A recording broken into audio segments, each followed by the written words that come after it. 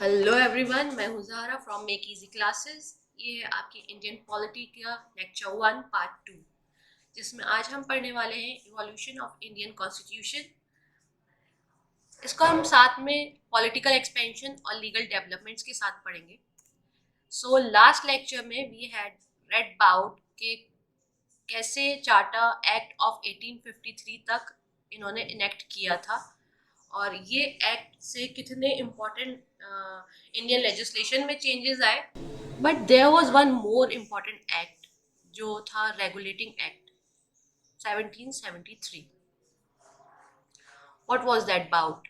That was important, that was about establishing supreme court for the first time in India. और वो कहाँ की गई थी? कैलकाटा में इन 1774। उसके बाद जो नेक्स्ट एक्ट है जो बहुत इम्पोर्टेंट है वो है 1833 की, जिसमें पहली बार जीजीज गवर्नमेंट की जगह यूज किया गया था गवर्नमेंट ऑफ इंडिया। फिर हम पहुंचे थे 1853 की एक्ट तक, जहाँ पे ब्रिटिश पार्लियामेंट ने बोला था कि हम कभी भी ईस्ट इंडिया कंपनी को ख़त्म कर सकते हैं, उनके एग्जिस्टेंस को ख़त्म, गवर्नेंस को ख़त्म कर सकते हैं। लेजिस्लेटिव और एडमिनिस्ट्रेटिव फंक्शंस काउंसिल्स के सेपरेटली डिफाइन किए गए थे। रिक्रूटमेंट अब ईस्ट इंडिया कंपनी का थ्रू कॉम्पिटेटिव एग्जाम्स होने लगा था। देन आई टोल्ड यू कि फिर उसके बाद होने वाली है रिवॉल्ट, कितने 4 साल बाद। So let's jump to that part. So revolt of 1857, जिसको मैंने बनाया है एज गेम ऑफ थ्रोन्स की तरह, but this revolt was the very first war of independence, जिसमें हम एक तरफ देखेंगे home team and other side it will be visiting team. ठीक है, this is not the visiting team, वो ऑलरेडी बहुत ज़्यादा कॉन्कर कर चुके थे, but for the name sec visiting team. Portuguese, Dutch and French ये ऑलरेडी काफ़ी ज़्यादा इन पिछड़ चुके थे ब्रिटिशर्स से, और इंग्लिश या फिर ब्रिटेन ज़्यादा अपना कब्जा सिक्का जमा चुका था इंडिया में। जो बचे कुछ रूलर्स थे उन सब ने एक साथ मिलजुल के सोचा कि अब आर्या पार, लास्ट गोली दाग देते हैं जिधर भी जाए। तो they all teemed up against Britain, against east India company या इंग्लिश या ब्रिटिशर्स, जो भी कह लें। अच्छा, यहाँ पे है audience, who are the common Indians. Why? Because as I told you कि ये बहुत ज़्यादा लिबरल थे, प्रोग्रेसिव लग रहे थे इंडियंस को, तो they were attracted also because of their rule of law policy, their better contract. लोग ज़्यादा अट्रैक्ट हो रहे थे और उनको उस वक्त लग रहा था कि they are the better party in comparison with Mughals, क्योंकि मुगल्स की तब भी सुपरमेसी कायम थी, तो ब्रिटिशर्स डायरेक्ट उनको अटैक नहीं कर सकते थे। लेकिन अब Mughals with nawabs of Bengal, Awadh, Hyderabad, Karnataka and Mysore, Punjab, along with the Marathas, ये सब टीम्ड अप हो जाते हैं एक साथ अगेंस्ट ब्रिटिशर्स, और फिर ये लड़ते हैं रिवॉल्ट ऑफ 1857। इसका सबसे बड़ा रीजन ऑफ फेलियर वाज कि ये बहुत ही अनप्लान्ड एंड अनऑर्गेनाइज थी। ओके, अनप्लान्ड एंड अनऑर्गेनाइज थी। जो अपर क्लास थी, जैसे कि मर्चेंट्स थे, अपर क्लास, वो किसको सपोर्ट कर रहे थे? वो कर रहे थे इंग्लिश को सपोर्ट। ठीक है, और नेशनलिज्म वाज मिसिंग, क्योंकि हर कोई अपने अपने Mughals were fighting for themselves. ठीक है, बंगाल अपने लिए, मैसूर अपने लिए, हैदराबाद अपने लिए, झांसी की रानी अपने लिए। क्यों?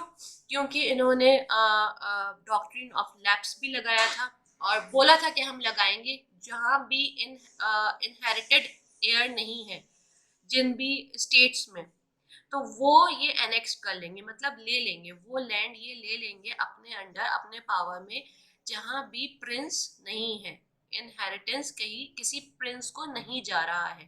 ठीक है, लीगल एयर नहीं है अगर किसी किंग का, तो वो लैंड ये एनेक्स कर लेंगे। कौन? ब्रिटिशर्स। तो झांसी की Rani and also Mangal Pandey was also there. ठीक है, क्यों? क्योंकि ये सिपॉय म्यूटिनी भी था। ठीक है, क्योंकि स्वाइन स्टफ्ड बुलेट्स यूज की जा रही थी, which was against the religious beliefs of Indians, तो they were also against them. तो इन सब ने मिलके अगेंस्ट इनके एक वॉर तो की, but that was not very organised and planned and from one platform. तो सब अलग अलग प्लेटफॉर्म से डिवाइडेड थे। They were having same motive but not the same platform or the same strategy. Then what happened after revolt? After revolt scenes क्या थे? After revolt scenes क्योंकि ये समझ गए थे कि अब ये सब आपस में मिल गए हैं तो they'll team up again। तो सबसे पहले तो उन्होंने बहादुर शाह सेकंड जो लास्ट मुगल एम्परर थे इनको रिपोर्ट कर दिया to Rangoon, and there only he died. और इनके जितने भी प्रिंस थे उन सबको मार दिया गया। और फिर ये लाए थे गवर्नमेंट ऑफ इंडिया एक्ट 1858। ये एक्ट का मतलब ये था कि supremacy of the English power and the sovereignty of English was over India. अब ईस्ट इंडिया कंपनी तो सीन से बिल्कुल हट चुकी है, जिसके इनडायरेक्टली वो कर रहे थे अभी तक रूल, और हम डायरेक्ट अब वो हम पे हमारे गवर्नमेंट बन चुके थे by this act. Okay, why we are reading about these acts is कि ये एक्ट्स उस टाइम पे कोई कॉन्स्टिट्यूशन नहीं था, तो these acts were performing the function of a constitution. क्योंकि जितने भी चाहे ये वॉइस रॉय हो या जीजी हो या कोई किसी और स्टेट के गवर्नर हो, they all were driving there powers from these acts. ठीक है, अभी तक ईस्ट इंडिया कंपनी थी तो चार्टर एक्ट थे, अब इन्होंने direct government of India act बनाया है, जिसमें सबसे पहले इन्होंने लिखा है कि ब्रिटिश क्राउन डिसाइड, मतलब in through this act they decided to assume the sovereignty over India from East India company. Okay, ये फर्स्ट स्टैट्यूट था of government of India, direct rule of British parliament, British government यहाँ पे implement हो चुकी है। ठीक है, और this act also confirms the absolute imperial control over India. एकदम एब्सोल्यूट है, कोई उसमें डाउट की बात नहीं है। इनका पूरा सॉवरेन है, मतलब ब्रिटिशर्स का सॉवरेन है, कोई और उसमें इंटरफेयर नहीं कर सकता है। इन्होंने एक और अथॉरिटी बनाई, अभी तक था जीजी, राइट, अभी तक ये थे सबसे बड़ी अथॉरिटी। अब इनसे बड़ी अथॉरिटी बनाई है सेक्रेटरी ऑफ स्टेट, और इनको असिस्ट करेंगे 15 मेंबर्स ऑफ हिज काउंसिल, जो कि क्या कहलाएंगे, इंडियन काउंसिल। ठीक है, then India, I mean the country was divided into provinces and headed by governor. Provinces में इन्होंने कंट्री को डिवाइड कर दिया, और उसको कौन गवर्न कर रहे थे, गवर्नर्स, और गवर्नर्स को असिस्ट कर रहे थे उनके एग्जीक्यूटिव काउंसिल्स। ठीक है, गवर्नर के एग्जीक्यूटिव काउंसिल्स थे और इनके लेजिस्लेटिव काउंसिल्स थे। और फिर जो अथॉरिटी थी वो थी वेस्टेड इन जीजी। ठीक है, ये जीजी है। GG was responsible to SOS, that is secretary of state, and this SOS was responsible and answerable to the British Parliament। ठीक है, तो जो भी हो रहा होगा वो गवर्नर्स अपने अपनी प्रोविंसेस को वो गवर्न करेंगे, फिर उसको के रिस्पॉन्सिबल या उनको आंसरेबल होंगे, वो सब आंसरेबल होंगे जीजी को, जीजी आंसरेबल होंगे एसओएस को, एसओएस आंसरेबल होंगे टू ब्रिटिश पार्लियामेंट। ठीक है, इस तरीके से उन्होंने अपनी डिवाइड की। अच्छा, पॉलिटिकल क्योस में क्या चल रहा था, where is my pen, okay here it is. तो सबसे पहले वॉइस रॉय जो कि थे जीजी, जीजी को वॉइस रॉय बनाया गया और वो थे लॉर्ड कैनिंग्स। ठीक है, ये जो थे कैप्टन हुडसन, इन्होंने अरेस्ट किया था बहादुर शाह सेकंड को, जो लास्ट मुगल एम्परर थे। अच्छा, ये क्वेश्चन है ऑफ हिस्ट्री, तो this can be asked in MCQ, तो इसलिए याद रखिए कि कैप्टन हुडसन ने अरेस्ट किया था लास्ट मुगल को, जो कि थे Bahadur Shah second. Then doctrine of lapse इन्होंने यहाँ लागू कर दी थी, and this doctrine was given by Lord Dalhousie. Doctrine of lapse, as I told you, was to take over the land जहाँ पे कोई भी लीगल एयर नहीं है किसी भी किंग का। ठीक है, तो ये उस लैंड को क्या करते थे, एनेक्स कर लेते थे। ठीक है, एनेक्स कर लेते थे उस लैंड को, मतलब कॉन्कर कर लेते थे, अपने पावर में ले लेते थे। इसीलिए झांसी की रानी भी इनके खिलाफ गई थी। बट आफ्टर दैट इन्होंने ये 6 साल रूल लगाया, आई मीन ये डॉक्ट्रिन लगाई,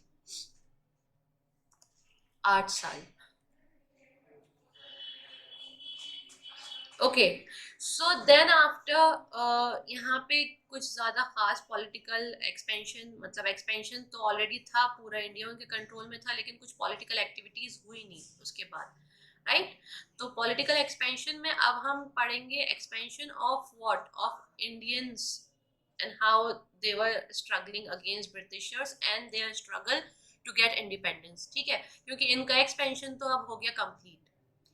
So, Indian Councils Act 1861.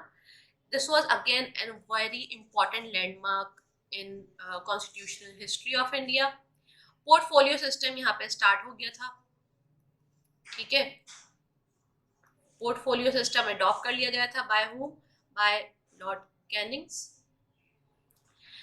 जो जीजी थे, he was enable to association representatives of Indians with work of legislation, मतलब यहाँ पे इंडियंस का भी रिप्रेजेंटेशन होगा, ठीक है। इंडियंस भी इसमें अब थोड़े रिप्रेजेंट होंगे, कहाँ पे, इन मैटर्स ऑफ लेजिस्लेशन, एंड उनका थोड़ा रिप्रेजेंटेशन होगा। और पोर्टफोलियो सिस्टम की वजह से डिसेंट्रलाइज्ड लीगल सिस्टम को कर दिया गया था, ठीक है। Decentralise the legislative of powers of GG council. GG council जो थी अभी तक सिर्फ यही लेजिस्लेशन को संभाल रही थी। अब क्योंकि पोर्टफोलियो सिस्टम हो गया था और लीगल आई मीन इंडियंस को भी रिप्रेजेंटेशन दिया जा रहा था, तो डिसेंट्रलाइजेशन कर दिया गया था, आई मीन इनकी पावर को थोड़ा बांट दिया गया था, ठीक है, फर्दर टू द काउंसिल्स, ताकि वो भी अपने लेवल पे कुछ लॉज बना सके। देन आफ्टर यहाँ पॉलिटिकल एक्सपेंशन में हम देखेंगे कि हमारा national Congress, Indian national Congress establish हो चुका है। यहाँ पे आते हैं जो कि बहुत इम्पोर्टेंट एक्ट है, जिसमें जो है इंडियन काउंसिल्स एक्ट 1892, ये काउंसिल्स की बात कर रही है कि जो काउंसिल्स इन्होंने बनाए हैं एसओएस के या जीजी के, अब उनका क्या फर्दर काम है उसको ये इस एक्ट में हम वो पढ़ेंगे। नॉमिनेशन ऑफ नॉन ऑफिशियल, ठीक है, ऑफिशियल मेंबर्स जो थे उसके अलावा जो नॉमिनेशन ऑफ, इन नॉमिनेशंस जो थे ये एक्चुअली में थ्रू इलेक्शन होता था, ठीक है, बट इलेक्शन की जगह इन्होंने वर्ड यूज किया है नॉमिनेशन, ठीक। तो nomination of non official members of legal of Central Legal Council were done on the recommendation of Bengal Chambers। अच्छा, ये जो है सेंट्रल लीगल काउंसिल, ठीक है, ये थी किसकी, एसओएस की, ठीक है, ये एसओएस की काउंसिल है। और जो नीचे लिखा हुआ है प्रोविंशियल लीगल काउंसिल, ये है जीजी की, ठीक। तो इसके जो नॉन ऑफिशियल मेंबर्स होंगे नॉमिनेटेड, वो किसके रिकमेंडेशन पे होंगे, वो होंगे बंगाल चैम्बर ऑफ कॉमर्स, यहाँ पे करेगा बंगाल चैम्बर ऑफ कॉमर्स, इनका रिकमेंडेशन। और इनके मेंबर्स जो नॉन ऑफिशियल मेंबर्स हैं, इनका रिकमेंडेशन कौन करेगा, ये करेगा डिस्ट्रिक्ट बोर्ड्स, ठीक है, district boards, universities and trade association, zamindars and chambers, okay. तो ये अंडर थे एसओएस के, और पीएलसी अंडर थी जीजी के। इनके नॉन ऑफिशियल में ये करेंगे रिकमेंडेशन, और इनके नॉन ऑफिशियल में ये करेंगे रिकमेंडेशन, इस एक्ट में यही बोला है। आगे ये है कि जो काउंसिल्स हैं, they have got the power to discuss and question the budget to the executive, ठीक है। काउंसिल्स को अब पावर थी to ask, not only ask but discuss the budget with the executives. Then where is my pen, okay। अच्छा, political expansion में हम बाद में आएंगे, पहले आते हैं इंडियन काउंसिल्स एक्ट 1909। सो इसमें इन्होंने क्या किया था, जो number of non official members थे ये पहले थे 16, इससे बढ़ा दिया इन्होंने, कर दिया 60 for better administration, for better decentralisation of their powers. ठीक है, ताकि बेटर उनको रिपोर्ट्स मिल सके और बेटर वो ग्राउंड लेवल तक अपना पावर एग्जीक्यूट कर सके। अच्छा, retention of official majority in CLC was of SOS, ठीक है, सेक्रेटरी ऑफ स्टेट। CLC है सेक्रेटरी ऑफ स्टेट की, और PLC है GG की, ठीक है, गवर्नर जनरल की। So retention of official majority in retention of official majority in CLC, but allowed PLC to have non-official majority। ठीक है, PLC को अलाउड कर दिया गया था to have non official members की मेजॉरिटी।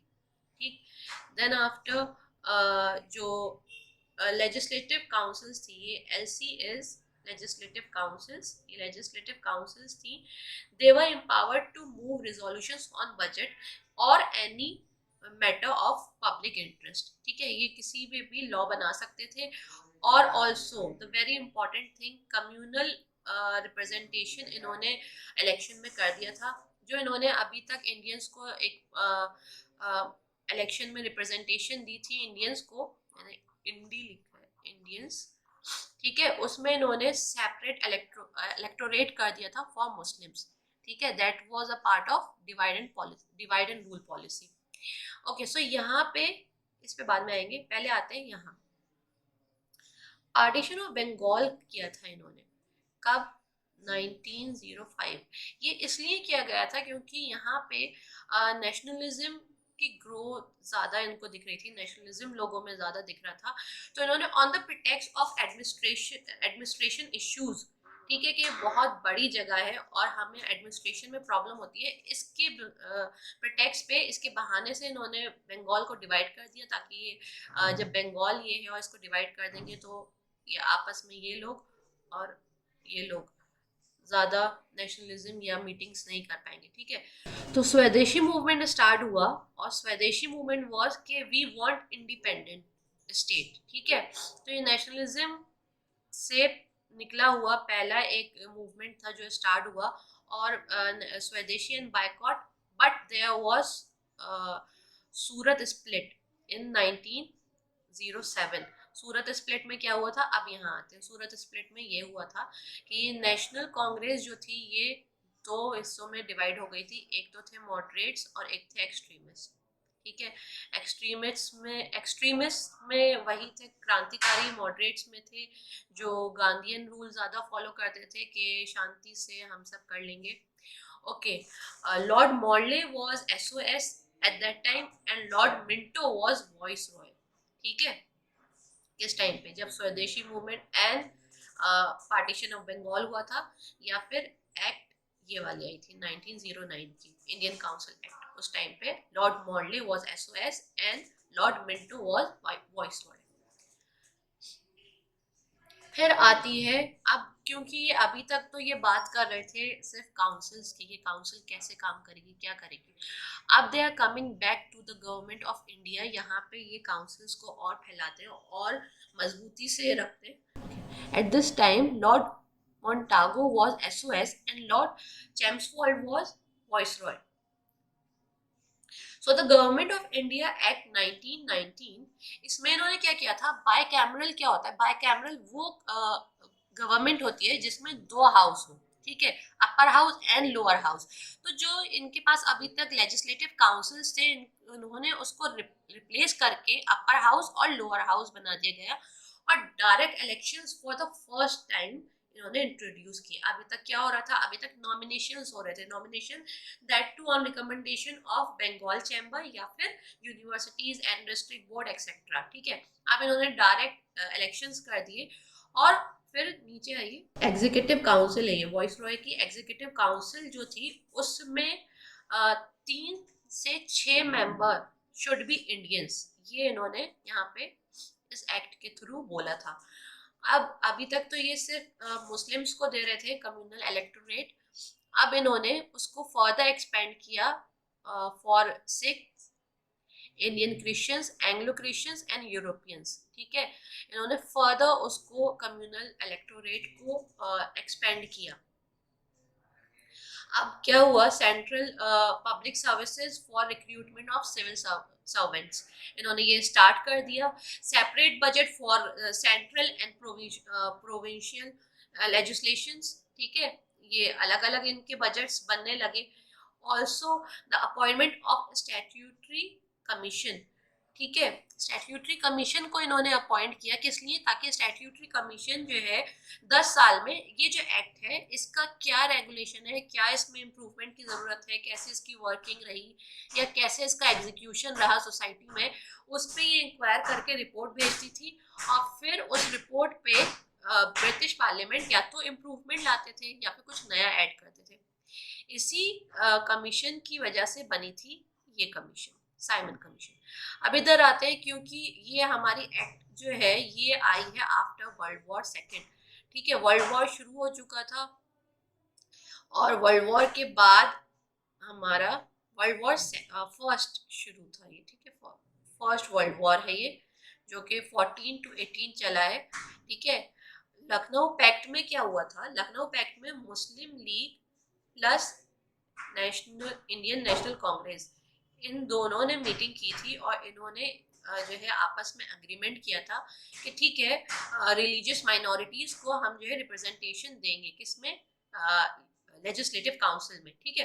तो ये दोनों मिल गए थे आपस में और फिर हुआ था सत्याग्रह मूवमेंट। यहाँ पे आ गए गांधी जी आपके, तो सत्याग्रह मूवमेंट यहाँ पे शुरू हुआ था, क्यों, क्योंकि इंडिको जो जबरदस्ती पीजेंट्स के लैंड लेके ग्रो किया जा रहा था, तो चंपारण में गांधी जी ने ये स्टार्ट किया, फिर गांधी जी ने अहमदाबाद मिल्स के लिए भी किया, फिर खेड़ा में जाके भी फैक्ट्री वर्कर्स थे उन सबसे प्रोटेस्ट कराया, ओके।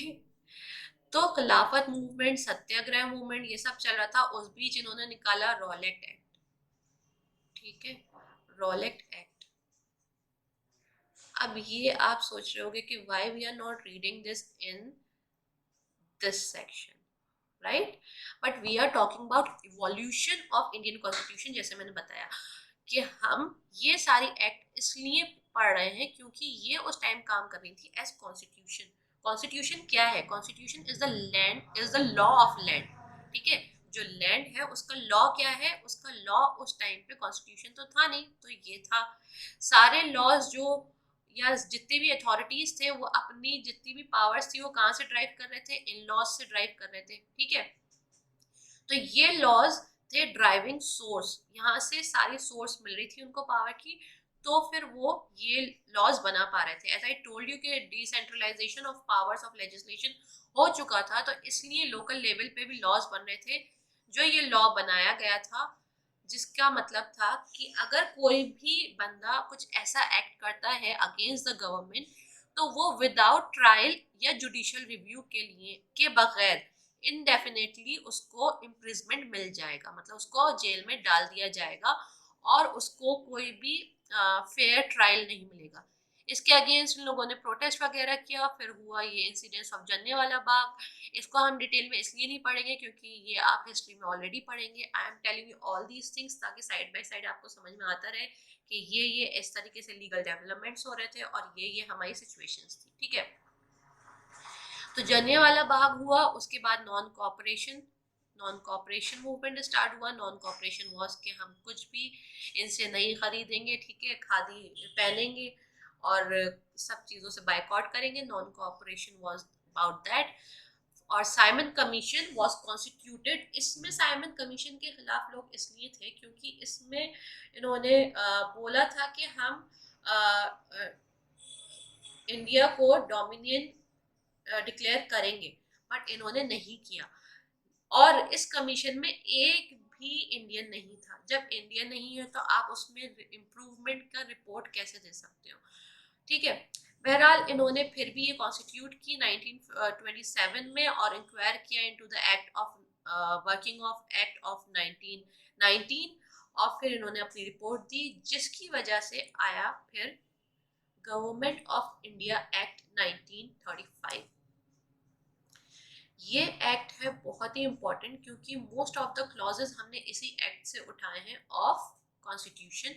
ठीक है, यहाँ आते हैं, यहाँ Delhi, sorry not Delhi, this was December Indian national Congress session चल रहा था। ठीक है, जिसमें इन्होंने डिसाइड किया था पूर्ण स्वराज।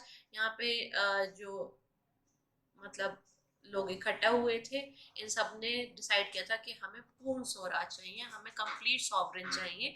ठीक है, और ट्राई कलर फ्लैग यहीं से अडॉप्ट हुआ था। 26 Jan 1930 was declared to be independence day.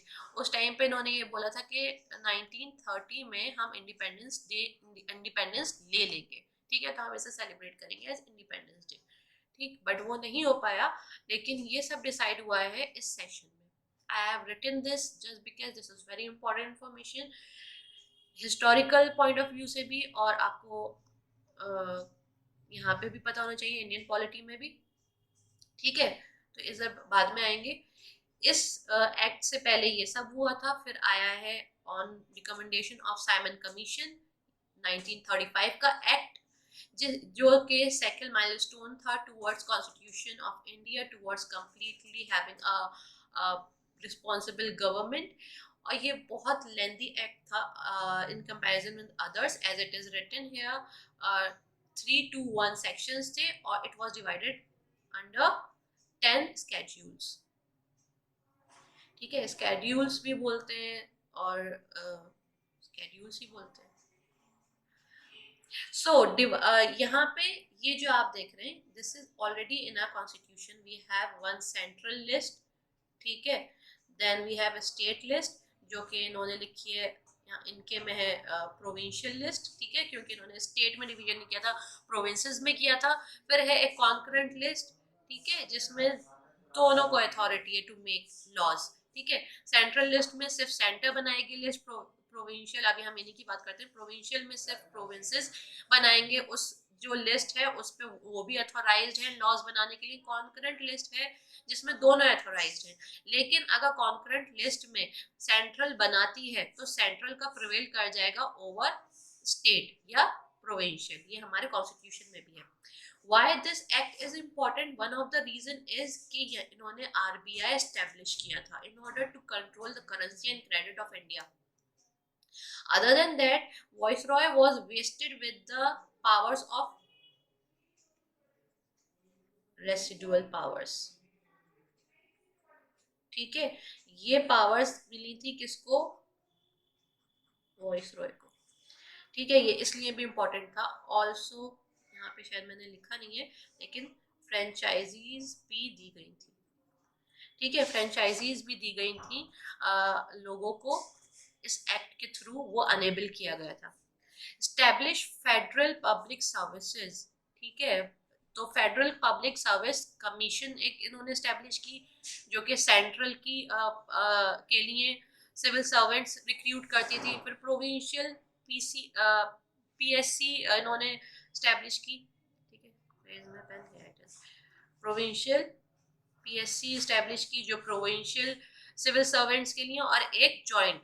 ठीक है, ये जॉइंट लेकिन किस लिए था? अगर 2 या 2 से ज्यादा प्रोविंसेस के लिए अगर हम रिक्रूट कर रहे हैं तो उसके लिए जॉइंट पीएससी होता था।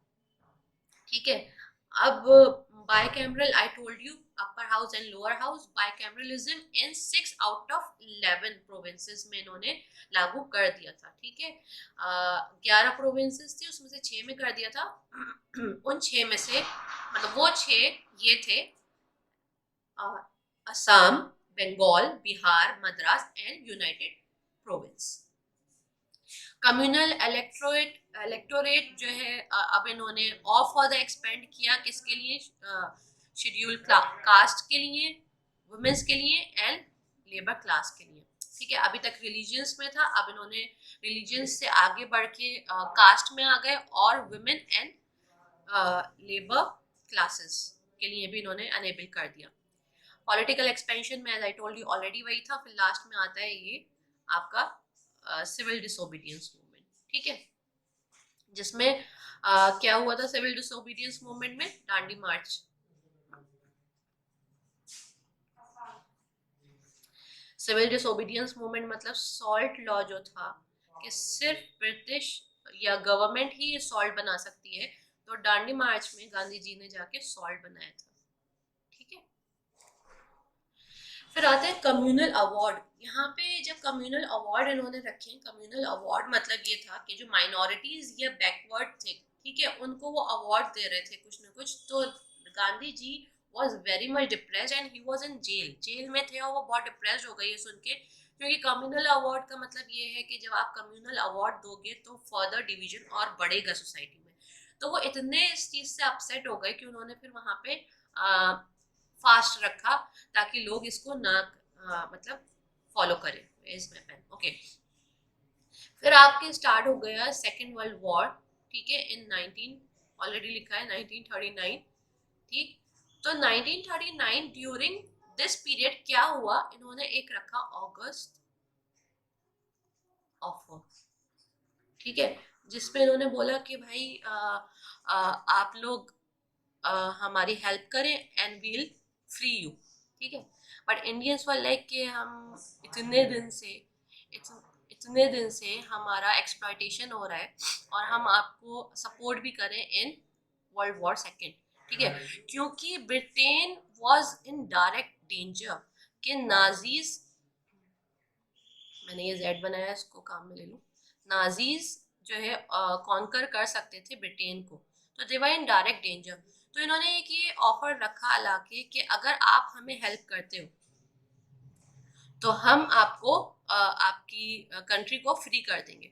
ठीक है, बट ये ऑफर नहीं एक्सेप्ट हुआ क्योंकि इंडियंस वर लाइक उस टाइम तक थोड़े होशियार हो चुके थे एंड दे वर लाइक कि हाँ अभी तक हमारा ने बुरा हाल कर रखा था और हम फिर भी तुम्हारा हेल्प करें। सो दे वर लाइक कि नहीं, हम इसको नहीं एक्सेप्ट करेंगे, क्योंकि उन्होंने इसमें भी टर्म्स एंड कंडीशन रखे थे। आफ्टर दैट उन्होंने क्या किया, आफ्टर दैट एक और उन्होंने ऑफर ला के दिया, लेकिन वो ला के दिया उन्होंने 1942 में। ठीक है, क्रिप्स मिशन, जिसमें आके उन्होंने फिर से एक ऑफर दिया कि अगर आप हमें सपोर्ट करें इन सेकेंड वर्ल्ड वॉर तो हम आपको आपकी इंडिपेंडेंसी, हम आपको इंडिपेंडेंट कर देंगे।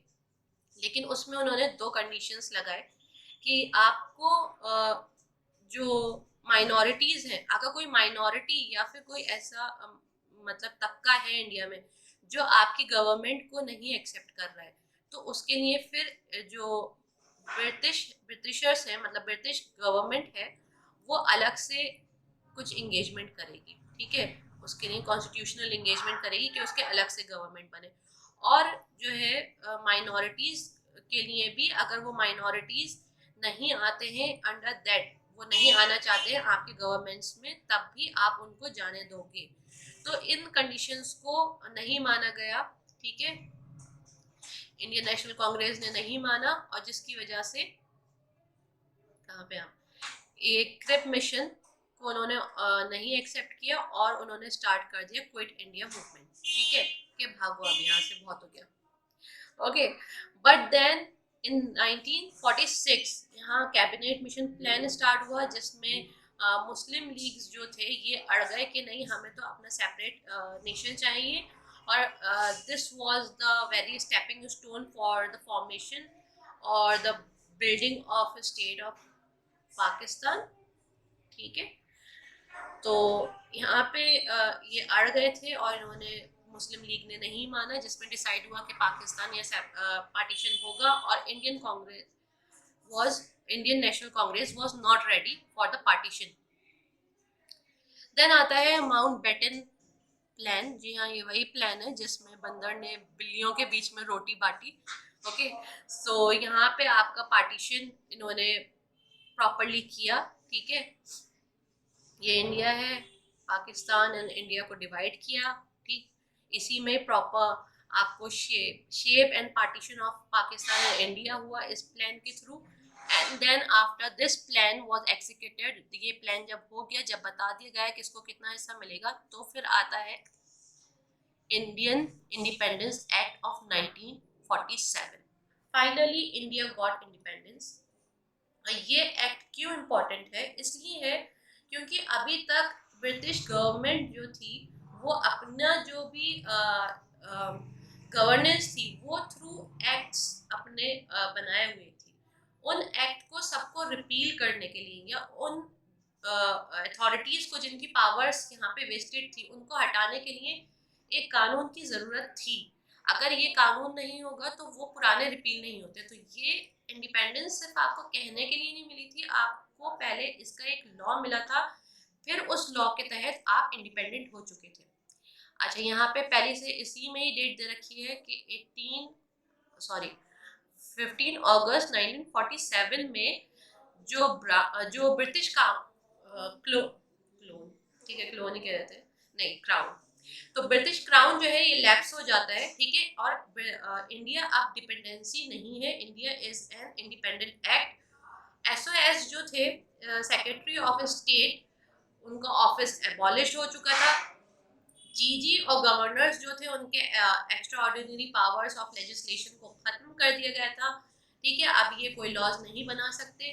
और सेंट्रल लेजिस्लेचर ऑफ इंडिया, ठीक है, central legislation of India was ceased to exist. अब ये एग्जिस्ट नहीं करता इस डेट से। और जो कॉन्स्टिट्यूएंट असेंबली है इसको फंक्शन करने के लिए ऑथराइज कर दिया एज सेंट्रल लेजिस्लेचर, ठीक है। सो द कॉन्स्टिट्यूएंट असेंबली जो थी इसको सेंट्रल लेजिस्लेचर बना दिया गया था कंप्लीट सॉवरेन के साथ। मतलब कि ये जो असेंबली है अब इसके पास कंप्लीटली सॉवरेन है, इसमें कोई भी इंटरफेयर नहीं कर सकता। सॉवरेन का मतलब ये है कि जो असेंबली है उसको पावर है अब लेजिस्लेचर, सेंट्रल लेजिस्लेचर की तरह, ठीक है। सेंट्रल लेजिस्लेचर जो था वो अब एबॉलिश कर दिया गया और ये असेंबली अब आपके लॉज बनाएगी।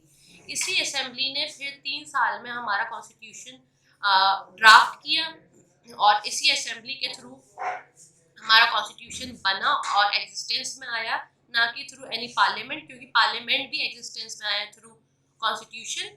तो वो हम पढ़ेंगे नेक्स्ट लेक्चर में। तब तक के लिए take care and keep studying.